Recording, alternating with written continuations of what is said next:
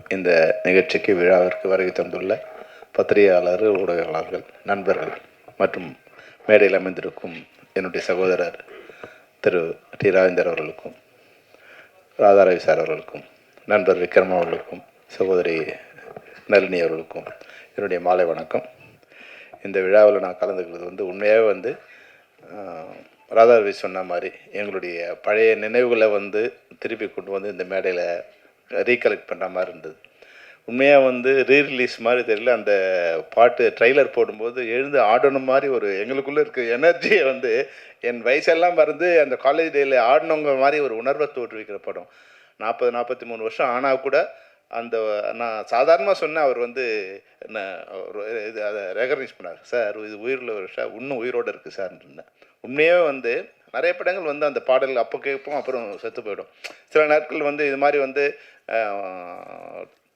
கானா song இல்லை hit song, இது மாதிரி மசாலா சாங்ஸ் ஒரு 1 year 2 year மாறி வேறு சாங் போயிடும். ஆனால் இந்த சாங் ரொம்ப நாளைக்கு அப்புறம் இங்கே நான் ஸ்க்ரீனில் பார்க்குறேன். அதே எனர்ஜி 83 நான் அப்போது காலேஜ் ஃபஸ்ட் இயர் போக போகிறேன்னு நினைக்கிறேன். இல்லை சாரி, அப்போ ஃபைனல் இயர் படிக்கிறோம். இல்லை 82 ஃபைனல் இயரில் படி. அப்போ தான் எக்ஸாம் வரப்போகுது, ஃபைனல் இயரில் எக்ஸாம் வரப்போகுது. 6வது செமஸ்டரு. அந்த மார்ச் மாதம் சொன்னார் இல்லையா, கரெக்டாக எக்ஸாம் ஏப்ரல் மேல் வரப்போகுது. இந்த படத்தை 4 தடவை போய் பார்த்துட்ருக்கோம். அப்போ என்ன எனர்ஜி இருக்கோ அதே எனர்ஜி இப்போ இந்த பாட்டை பார்க்கும்போது இருக்குது. நிச்சயமாக இது அன்னைக்கு பண்ண சாதனையோட இப்போ மிகப்பெரிய சாதனை இந்த நிச்சயமாக பண்ணணும். இது மாதிரி படங்கள் இப்போ வரவே இல்லை. சாதாரணமான ஒரு கலைஞன் இப்போ இது மாதிரி கலைஞர்கள் பிறக்க முடியாத ஒரு சூழ்நிலை தான் இன்றைக்கி இண்டஸ்ட்ரியில் இருக்குது.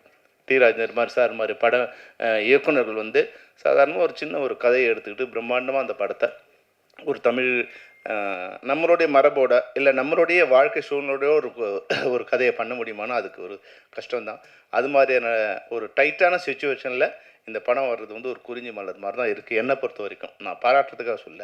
ஆனால் டிஆர் சார் என்னை பொறுத்த வரைக்கும் அவருக்கு தெரியாது நான் எப்படிலாம் அவங்கள ரசிச்சிருக்கேன்னு தெரியாது. நான் முதல் முறையாக இந்த படம் ஃபைனல் இயர் வரும்போது நான் ஃபஸ்ட் இயர் ஜாயின் பண்ண போகிறேன். அப்போ தான் சென்னைக்கு முதல்ல வந்திருக்கேன். அப்போது கிராமத்தில் படித்து முடிச்சுட்டு சென்னைக்கு வந்திருக்கேன். ஸ்கூலில் முடிச்சு சென்னைக்கு வந்திருக்கேன். அப்போ தான் இந்த படம் ஒருதலை ராகம் படம் ரிலீஸ் ஆக போகுது. அப்போ அந்த படம் அலங்காரில் ரிலீஸ் ஆகிருக்குன்னு நினைக்கிறேன். நூன் ஷோ எதுவும் இருக்குதுன்னு நினைக்கிறேன் அலங்காரில். அப்போ டிஆர் சார் குமுதமும் இல்லை ஒரு மெயின் மேகசினில் ஒரு இன்டர்வியூ கொடுத்துருக்காங்க. நான் தான் அந்த படத்தோட டைரக்டரு. ஆனால் நான் அந்த படத்தை நான் பார்க்கல. நான் வெறும் ஃப்ளெக்ஸ் தான் வினைல் போர்டை பார்த்தேன். அதில் தான் தெரிஞ்சு நான் பார்த்தேன் நான் டைரக்டர் இல்லைன்னு, வெறும் கதை வசனம் போட்டுருந்தாங்க. நான் சார் அன்னையிலேருந்து இன்றைக்கி வரும் அந்த படத்தை நான் பார்க்கல. என்னை படத்தை பார்க்க அனுபவிக்கணும்னு சொன்னாங்க. அது என்னென்னு எனக்கு தெரியாது. டிஆர் சாருக்கும் எனக்கும் ஒரு பந்தம் என்னென்னா, ஒரு கலைஞன் உருவாக்கின ஒரு கலைஞன் அந்த குழந்தைய தான் பெற்ற குழந்தைய தான் பார்க்க முடியாத மாதிரி ஒருத்தன் பண்ணியிருக்கானுங்களேன்னு சொல்லும்போது அந்த படத்து மேலேயே எனக்கு ஒரு கோவம் வந்துருச்சு. இன்றைக்கி வரைக்கும் நான் சார் அந்த படத்தை பார்க்கல. தெரியாமல் டிஆர் சார் தெரியாமல் நான் ஒரு ரசிகன். நான் முதல் முறையாக அவரை பார்க்க போகிறது என்னென்னா, இது மாதிரி தான் இப்போ சொன்னாங்க இல்லையா, வாகினி ஷூவில் ஷூட்டிங் நடந்துட்டுருக்கு தாயின் சபதம்னு நினைக்கிறேன். ஸ்ரீவித்யா மேடத்தை நாங்கள் நான் மணிவண்ணன் சாரோட அசிஸ்டண்ட்டு. ஸ்ரீவித்யா மேடம் ஒரு 2 hours காலேஜ் போகணும், படம் முடிய போகுது.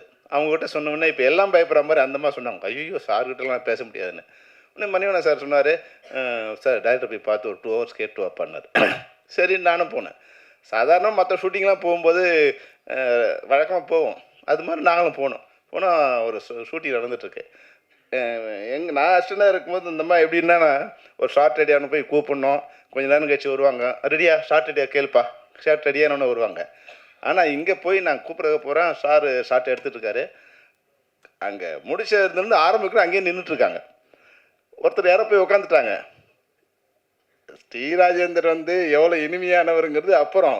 ஆனால் அங்கே சென்னை தமிழில் பேசினார் பாருங்க, மிரட்டு போயிட்டாங்க. ஏன்டா உன் மூஞ்சி அங்கே நிற்க முடியாது, அவனால் வேற ஒருத்தர் நிற்க வச்சு உனக்கு லைட்டிங் பண்ணால் உன் மூஞ்சி சிவப்பு, அவன் மூஞ்சி கருப்பு, அவனுக்கு லைட்டிங் பார்த்தா எப்படி அவனுக்கு படத்தில் வரும், நின்றா நிற்க முடியாது அவனால் அப்படின்னு ஒன்று அவன் பயந்துட்டு வந்தான் நிற்கான்.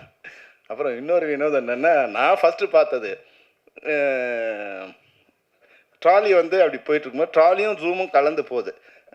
ஸ்ரீவித்யா மேடம் நின்றுருக்காங்க. போகும்போது ரெடி சொல்லிட்டு அப்படியே அவர் ஒரு ரீரெக்கார்டிங் வாயில் வாசிக்கிறாரு. பயங்கரமாக வாசிட்டு போகும்போது யாரோ ஒருத்தர் சிரிச்சிட்டான்.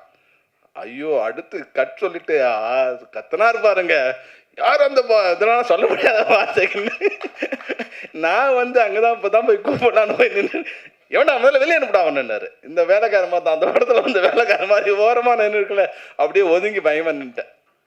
பயங்கரமாக கத்தை அந்த கலைஞன் நான் பார்க்காத டைரக்டர் வந்து டைரக்ஷனுக்கு வந்து நாங்கள் சொல்லிவிட்டு நாங்கள் ராமநாதன் சார் மாதிரி தான் நாங்கள் சொன்னோமா, அது வந்து அவங்க நடிக்க கொஞ்சம் சொல்லி தருவோம், அவங்களோட இது பண்ணுவாங்க, அவ்வளோ அப்படி தான் இருக்கும். ஆனால் மொத்த சீனையும் மொத்த டைலாக்கையும் அந்த மொத்த பாட்டையும் பாடி மியூசிக்கையும் வாசிச்சு பாட்டையும் பாடி மியூசிக்கையும் வாயில் வாசிச்சுக்கிட்டு ஒருத்தர் பண்ணும்போது உண்மையாக கொஞ்சம் வினோதமாக தான் இருந்தது எனக்கு பார்க்கும்போது. ஆனால் அதனுடைய அந்த இன்வால்மெண்ட் இருக்கு இல்லையா, அது பயங்கரமாக இருந்தது. அப்போ உடனே வந்து என்னை பார்த்தாரு, எனக்கு பயம், போய் பேசுறதுக்கே பயம். ஆனால் நான் மணிவண்ணன் சார் அசிஸ்டன்ட் சொன்ன உடனே மணிவண்ணன் சாருக்கு என்ன மரியாதை கொடுப்பார் அதே மரியாதை, எங்கள் சேர் போட்டு அங்கே உட்கார உடனே வந்து அப்படின்னு சொல்லி டைரக்டருக்கு நான் மரியாதை கொடுத்து, மணிவண்ணன் சார் இது மாதிரி சார் கொஞ்சம் கேட்டார்னா பரவாயில்லப்பா இந்த சொல்லி பரவாயில்லையம்மான்னு கேட்டார். பரவாயில்லன்னு சொல்லி அந்த 2 ஹவர்ஸை வந்து அட்ஜஸ்ட் பண்ணி கொடுத்தாரு. அதாவது வந்து பார்க்க கரடு முருடாக தெரிகிற ஒரு மனிதன் வந்து உண்மையில் வந்து உள்ளத்தால் வந்து அவ்வளோ வந்து இனிமையானவர், மற்றவங்க மதிக்க தெரிஞ்சவர், ஒரு கலைஞன், கரைபடாத கலைஞன், ஒரு கண்ணியமான கலைஞன். அந்த படங்களில் இருக்கிற டி ராஜேந்தர் வந்து உண்மையான ஒரு கலைஞன். நான் பார்த்ததில் பல நேரங்களில் பார்த்துருப்பேன். அது மனிதர் எப்படின்னா, எனக்கு ஒரு இக்கட்டான சூழ்நிலை ஒன்று வந்து ரோஜாவுக்கு ஒரு விழா நடத்தணும்னு நாங்கள் நினைக்கிறோம். விழா நடத்தும்போது ரோஜா 100க்கு 100 படம் முடித்தாங்க, அவங்களுக்கு ஒரு விழா நடத்தலாம், சரி எல்லாம் பண்ணிட்டோம். பண்ணி ஃபங்க்ஷன் நடக்கும்போது தான் தெரியுது இந்த தமிழ் சினிமாவோட இன்னொரு இது தெரியுது. இந்த ஹீரோஸ்லாம் வந்து வெளியே நல்லா பேசுவாங்க, ஆனால் அந்த ஹீரோயினுக்கு ஒரு பிறந்த நாள்னால் ஒரு வாழ்த்து சொல்ல மாட்டாங்க. அவங்களுக்குள்ள ஏதோ ஒரு வந்துடும், தப்பாக நினச்சிப்பாங்கன்னு ஒரு பயம் வருமோ, இல்லை ஹீரோயின் தானே படத்தில் நடித்தா முடிஞ்சிடுச்சுங்கிற மாதிரியோ, அப்படிலாம் இல்லாமல் யாருமே அந்த ஃபங்க்ஷனுக்கு வரா மாதிரி தெரியல எனக்கு. அப்போ நான் வந்து நாங்கள் நடத்தலை, வேறு ராஜ் டிவியில் ஏதோ ப்ரோக்ராம் பண்ணுறதுக்காக கேட்டாங்க. சித்ரா சார் வந்து சித்ரா லட்சுமணும் சிவசீனிவாசனும். அப்போ வந்து நான் வேறு வழி இல்லாமல் என் நண்பர்களை கொஞ்சம் பேர் கூப்பிட்டு சார் வரணுன்னு.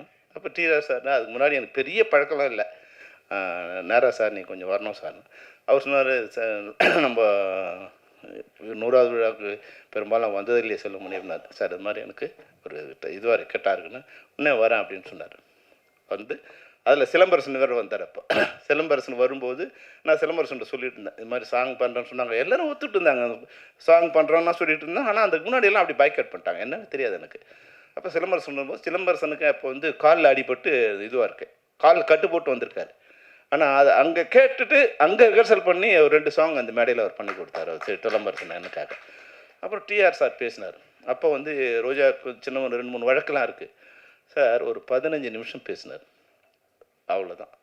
இந்த இன்னைக்கு வாழ்நாள் முழுக்க வந்து நாங்கள் தைரியத்தோடு இருக்கிறதுக்கு வந்து அன்னைக்கு டிஆர் கொடுத்த அந்த ஊக்கம் இருக்கு இல்லையா, அந்த தைரியம், அதுதான் வந்து அப்படியே வந்து எங்களுக்கு ஒரு மிகப்பெரிய இது கொடுத்தது. அந்த ஃபங்க்ஷனே வந்து வேறு மாதிரி ஒரு ஃபங்க்ஷனாக உருமாறி ஒரு நல்ல ஃபங்க்ஷனாக மாறிச்சு. அதாவது வந்து பாராட்டுறதுல வந்து டிராஜேந்தர் சாருக்கு இணையாக நான் இந்தியாவில் யாரையும் பார்த்ததில்லை. அவ்வளோ மிகச்சிறந்த பாராட்டுகள். ஒருத்தர் பாராட்டுறதுக்கு ஒரு மனசு வேணும், சும்மா வந்து நடிக்கிறதுலாம் இல்லை. அந்த அவங்க பிளான் பண்ணி வர்றதில்லை. இப்போ எங்களால் அவருக்கு ஒன்றும் ஆக போகிறது கிடையாது. அந்த மேடையில் நின்று ஒரு 15 நிமிஷம் அப்படியே காட்டாறு மாதிரி வந்து அந்த சரளமாக பேசிட்டே இருக்கார் வாழ்நாள் முழுக்க. இன்றைக்கி கூட நான் வந்து ரோஜா சொன்னாங்க, அவங்க வந்து இதில் இருக்காங்க, நாங்கள் நீங்கள் மறக்காமல் போயிட்டு வந்துடுங்க. நாங்கள் இல்லைம்மா நான் நேற்றே சொல்லிவிட்டேன் போயிட்டு வரும்போது. இப்போ நளினி சொன்னாங்க இல்லையா, என்னுடைய தகப்பன் சாமின்னு. நம்ம படத்தில் 40 வருஷம் முன்னாடி ஒரு நடித்த ஒரு அம்மா வந்து இன்றைக்கும் அந்த நன்றியோடு இருக்காங்க. படத்தில் நடித்த எல்லா ஹீரோயின்ஸும் அவர் மேலே ஒரு மரியாதையோடு அன்போடு இருக்காங்கன்னா 2 விஷயம். ஒன்று அந்த படத்தில் அவங்களுக்கு வாழ்க்கை உருமாறி இருக்கும். ஒரு சாதாரணமாக நான் நளினிமா வந்து எங்கள் ஊருக்கு நீங்கள் வந்து ஷூட்டிங் வந்திருக்கீங்க, அப்போ ஹீரோயின் ஆகலை, வேறு ஏதோ ப்ரோக்ராம் வந்து தமிழ் ஒரு சாங் ஒன்று பண்ணுறதுக்காக வந்திருக்கு. அப்போ ராணின்னு கூப்பிட்டுருந்தாங்க. அப்போ பார்த்தேன், அன்றைக்கி 43 வருஷம் கழிச்சு கூட நீங்கள் மேடையில் கண்கலங்கி என்னோட தகப்பன் சாமி என்னோட நல்லது கட்டத்தில் இருக்காங்கன்னா, அது ஒரு டைரக்டருங்கிறது அத்தோடு முடிஞ்சில்லை. அந்த படத்தில் நடித்த எல்லாரோடையும் 40 வருஷம் கழிச்சு அந்த உறவோடும் அந்த நட்போடும் இருக்கிறதுக்கு சாதாரண விஷயம் கிடையாது. அந்த வகையில் தான் டிஆர் இன்றைக்கும் வந்து அந்த உயிரோடு இருக்கார். அவர் உள்ளே வரும்போது கேமராஸ் இன்றைக்கும் வந்து படம் வெற்றி அடையுது தோல்வி அடையுது அதை பற்றி எதுவுமே இல்லை. ஆனால் படம் பார்க்கும்போது இது போல் ஒரு கதை, திரைக்கதை, வசனம், டைரக்ஷனு, இசை, ஒளிப்பதிவு, எடிட்டிங்கு, ஆர்ட் டைரக்ஷனு, சினிமாவில் வந்து 24 கிராஃப்டும் பண்ண ஒரே கலைஞன் வந்து டிஆராக தான் இருப்பான்னு நினைக்கிறேன். உண்மையில் வந்து இது சாதாரண விஷயம் இல்லை, அது எங்கேயோ ஒருத்தருக்கு மிளக்கக்கூடிய விஷயம்தான், யாரோ ஒருத்தருக்கு தான் நடக்கும். அது டிஆர் சாருக்கு நடந்திருக்கு. இந்த படம் நிச்சயமாக தமிழ் சினிமாவில் மிகப்பெரிய ஒரு வெற்றி அடையும். ஏன்னா எனக்கு இன்னொருத்தர் அவரை நான் வந்து வேற ஒரு சந்தர்ப்பத்தில், ஏன்னா இதெல்லாம் அவருக்கு தெரியாது, நான் வந்து இயக்குனராக இருந்து தயாரிப்பாளராக மாறுறேன். நான் செம்பருத்தின்னு ஒரு படம் பண்ணுறேன். அப்போ தெரிய அது இந்த இண்டஸ்ட்ரி எப்படி இருக்குன்னா, ஒருத்தன் மாட்டினானா அவனை வந்து காலி பண்ணிட்டான். நான் ஒரு படம், அந்த படத்தை வந்து சிட்டி என்எஸ்சி டிடி ஐடி பாலகிருஷ்ணங்கிறவருக்கு ஒரு 40 லட்ச ரூபாய்க்கு வந்து டிஸ்ட்ரிபியூஷன் கொடுத்துருக்கேன். எம்ஜி போட்டு டிஸ்ட்ரிபியூஷன் கொடுத்துருக்கேன். அது டிஸ்ட்ரிபியூஷனாக மாற்றணுங்கிறாங்க. முட்டிட்டு படம் கலெக்ட் ஆகலை, எனக்கு வந்து நீங்கள் ரிட்டர்ன் கொடுக்கணும். 40 லட்சத்தில் 4 லட்சம் கமிஷன் இது பப்ளிசிட்டி எடுத்துக்கிட்டு 36 லட்சம் எனக்கு கொடுத்துருக்காரு. 6 லட்ச ரூபா நீங்கள் ரிட்டர்ன் பண்ணணுங்கிறாங்க. நான் அடுத்த படம் பண்ணும்போது எனக்கு வந்து ஒரு ரெட்டு மாதிரி செக்கு வச்சுருக்காங்க. அப்போ சிந்தாமணி முருகன் சார் வந்து பிரசிடெண்ட்டாக இருக்கார். உண்மையிலே எனக்கு அவர் நல்லதான் பண்ணார். அப்போ அவங்களுக்கு இதுக்கு வர சொன்னேன். அப்போ சார் அங்கே இருக்கார். சார் வந்து சாதாரண வேறு எதுக்கு வந்தார். என்ன பிரச்சனைன்னாரு. சார் இது மாதிரி பிரச்சனை இருக்குன்னு. உடனே ஒரே வார்த்தை சொன்னார், யோ ஒரு கலைஞனை ஏமாத்தாத நீ உடுப்பட மாட்டான்னார். பாலகிருஷ்ணன் உட்காந்துருக்கார். ஒரு மாதிரி ஞாபகம் இருக்கா இல்லையான்னு தெரியாது. அவர் சொன்னார், எங்கள் வீட்டு வேலனும் செம்பருத்தியும் ஒரே நாள் ரிலீஸ் ஆச்சு. என் படம் ஒரு தேட்டரில் வந்து 2லேருந்து 2.5 வரைக்கும் கலெக்ட் ஆச்சு. அது செம்பருத்தி வந்து 5 ரூபா கம்மியாக கலெக்டாக இருக்கும், இல்லை 10 ரூபா அதிகமாக கலெக்டாக இருக்கும். அந்த இடத்த பொறுத்து மாதம் இருக்கிற இடத்துல செம்பருத்தி அதிகமாக இருக்கும், லேடிஸ் இருக்கிற இடத்துல செம்பருத்தி கலெக்டாக இருக்கும். எனக்கு வந்து சென்னையும் டிடியும் செங்கல்பட்டும் 2.25 கோடி ரூபா கலெக்டாக இருக்குது. அது செம்பருத்தி வந்து 2 கோடி கலெக்ட் பண்ணிருக்கணும், 2.5 கோடி கலெக்ட் பண்ணிருக்கோம். ஆனால் அவங்க கொடுத்தது 30 ரூபா தான் கலெக்ட் பண்ணியிருக்கணும் கொடுத்தாங்க. அப்போ சொன்னார், நீ இந்த பையனை ஏமாத்தினு நான் வாழ்க்கையில் உருப்பட மாட்டேன்னாரு. அந்த சாபம் அப்படியே வந்து முடிஞ்சு அந்த ஒரு 1 year 2 year நான் சொன்னேன், சார் என்னை இதுலேருந்து ரிலீவ் பண்ணிடுங்க, இவருக்கு நான் கொடுக்கணுமா இப்போயே கொடுத்து முடிச்சிருங்க, ஏன்னா இந்த ஆள் மூஞ்சில் நான் இனிமேல் முடிக்க விரும்பல சார்னேன். சிந்தான ஒரு சரி நானாக அவனுக்கு ஹெல்ப் பண்ணார்.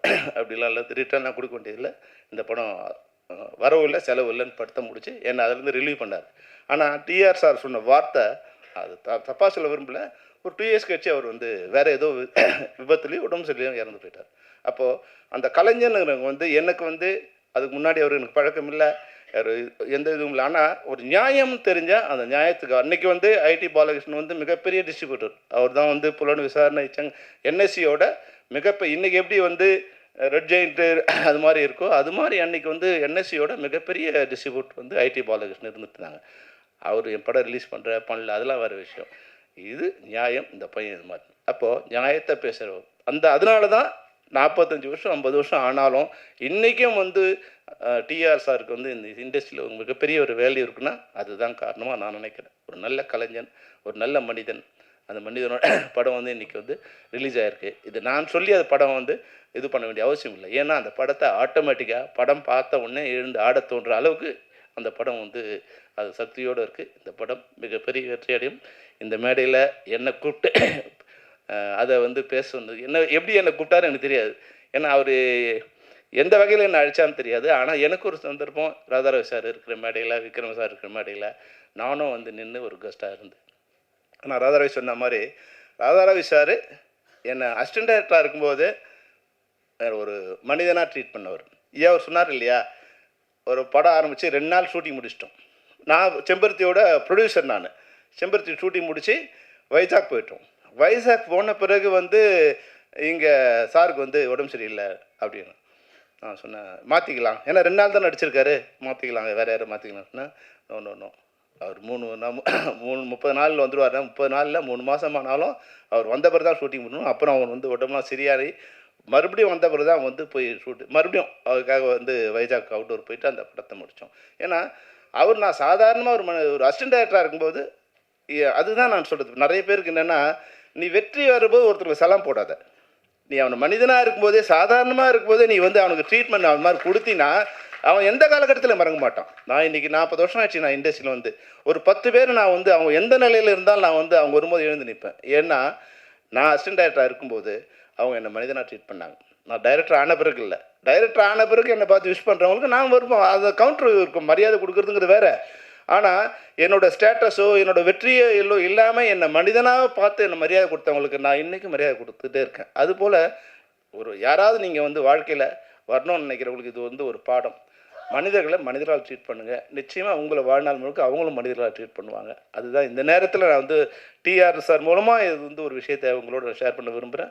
இந்த படம் நிச்சயமாக தமிழ் சினிமாவில் 83 பண்ண சாதனையை 2026லும் பண்ணுங்கன்னு வாழ்த்தி விடைபெறுகிறேன். நன்றி, வணக்கம்.